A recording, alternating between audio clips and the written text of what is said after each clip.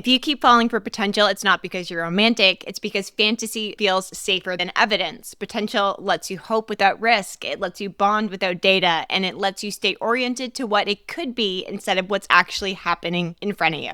And if you were trained to overfunction in relationships, that fantasy feels familiar, comfortable, and controlled. Because when you grew up learning to anticipate, adjust, and emotionally manage other people, words felt like safety, promises felt like progress, vision felt like connection, and you didn't need consistency to feel bonded, you needed stimulation and meaning. So when a man walks in, dreams big, mirrors your depths, or speaks the language of your future, your body leans in before your standards even wake up. Not because he's special, because your nervous system learned how to attach before reality had time to speak. This episode is about ending that pattern, not by becoming colder, not by becoming guarded, but by learning how to let repetition tell the truth instead of the fantasy doing the work. I'm Megan Webster. I'm an abuse recovery coach, a trauma-informed strategist, and a woman a narcissist hopes to never meet twice. This is the Narcissist Worst Nightmare podcast, where survival ends, shadow becomes power, and you rise into the woman who cannot be manipulated, magnetized, or replaced. Today, we're talking about something that quietly ruins more women in healing than overt red flags ever will: potential. We're going to talk why you keep falling for it, why it feels like chemistry, and why watching what a man repeats will change your dating life forever. Potential is seductive because it asks nothing of you in the present moment. It doesn't require follow through, it doesn't require time, and it doesn't require you to risk disappointment by seeing what someone else actually does when things are inconvenient, uncomfortable, or slow. Potential thrives in ambiguity. It needs just enough emotional stimulation to keep you engaged, but not enough reality to be tested. That's why it feels expansive instead of grounded. It lets you stay in your head, your hope, your narrative instead of your body, where your truth actually lives. Potential allows projection. You get to fill in the gaps with your hope, your values, your imagination. You don't have to wait for evidence because you are already bonded to the idea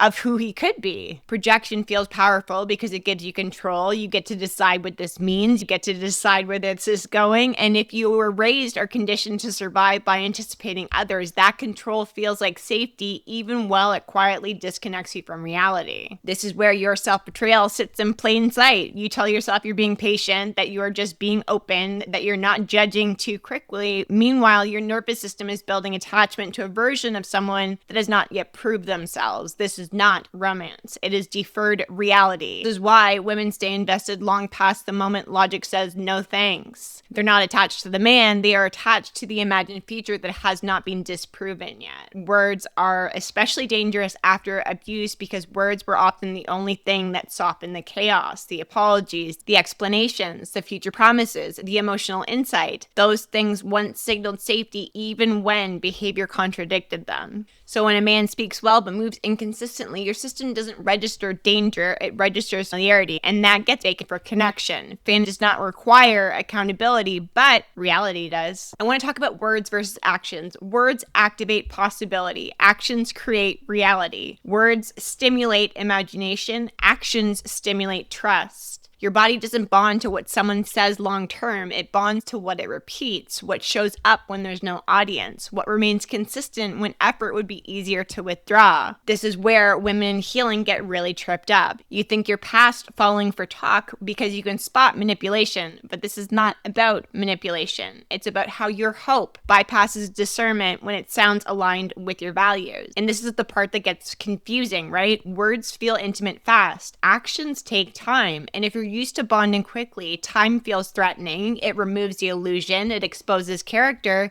and it forces reality to speak. So when a man talks about commitment but doesn't initiate plans, your mind fills the gap.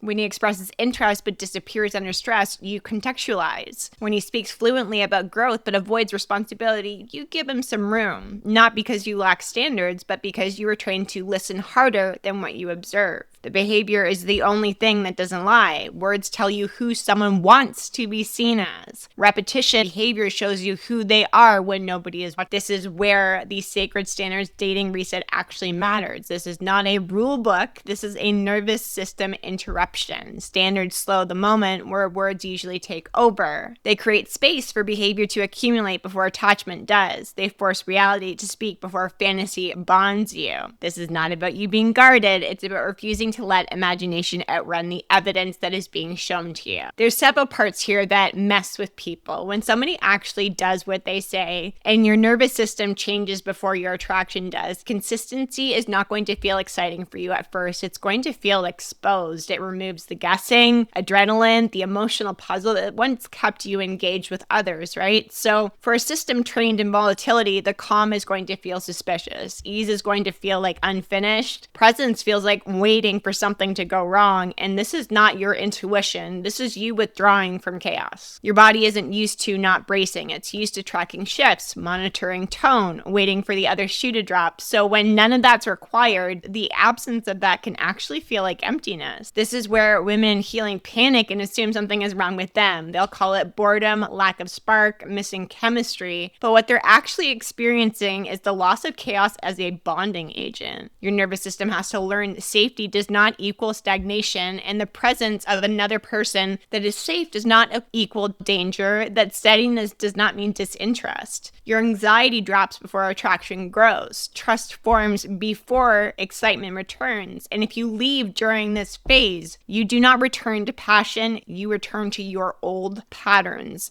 Here's what actually starts to happen when somebody follows through with action and backs up their words instead of flaring hot and cold. Your body probably won't relax at first. It's going to hesitate because consistency was never neutral for you. Calm was temporary, presence always came with a countdown, and safety was something you borrowed, not something you were allowed to trust. So when a man does what he says, he texts you, so he will. He shows up without fluctuation. Your nervous system isn't going to register that as a relief. It's going to scan and wait, and it looks for moments the cost appears. There's no spike to orient around. There's no emotional puzzle to solve. There's no instability to manage.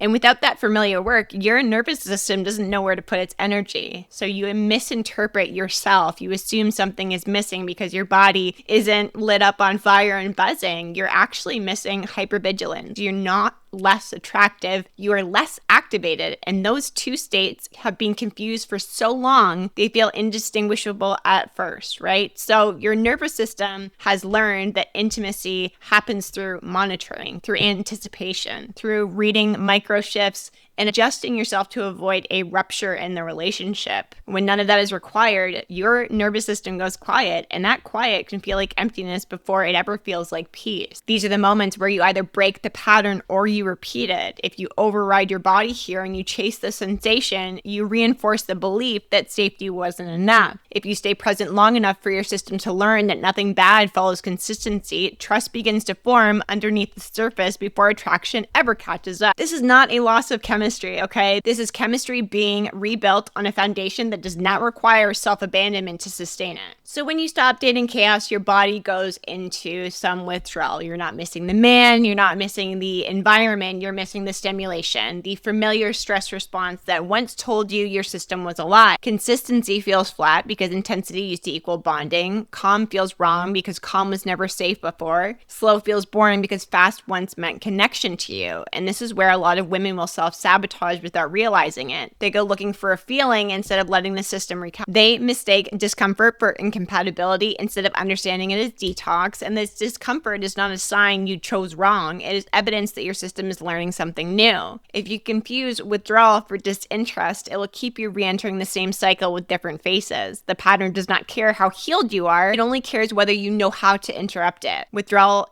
looks like restlessness you cannot explain. It looks like boredom that makes you question your judgment. It looks like scrolling your phone, wondering why you don't feel more excited when nothing is actually wrong. Your body is not withdrawing from connection. It's withdrawing from the intensity. Because when chaos leaves, adrenaline drops, and your system has to learn how to attach without stress hormones doing the work. That learning feels uncomfortable, not because something's missing, but because your body is recalibrating what aliveness actually feels like. Neutral is going to feel unfamiliar, and slow is going to feel exposed. This is a moment where women unconsciously recreate the instability, not because they missed the man, but because they missed the orientation. Chaos gave your nervous system a role, something to manage, anticipate, and fix. Withdrawal is where you learn whether you can tolerate peace without manufacturing problems to feel connected. It's where you stop confusing stimulation with desire and urgency with intimacy. If you stay through this phase, your system learns that aliveness does not require danger. Because real attraction forms through data, not fantasy. Data is how someone responds to your no, how they show up when it's inconvenient, whether their interest stays consistent without performance. Data requires time, and time requires restraint. And that is where your power lives. The ability to stay present without chasing certainty. The capacity to observe without assigning meaning too early. This is where your agency starts to return, not because you feel in control, but because you stopped outsourcing your safety to sensation. Data feels unromantic because it doesn't feed the fantasy, it feeds the reality. And your reality is rebuilding slowly. It accumulates with the unremarkable moments through how someone responds when you're tired instead of charming, whether their interest remains when nothing is performed. What happens after you say no, change your mind, or take space. Your nervous system does not trust intuition, it trusts outcome.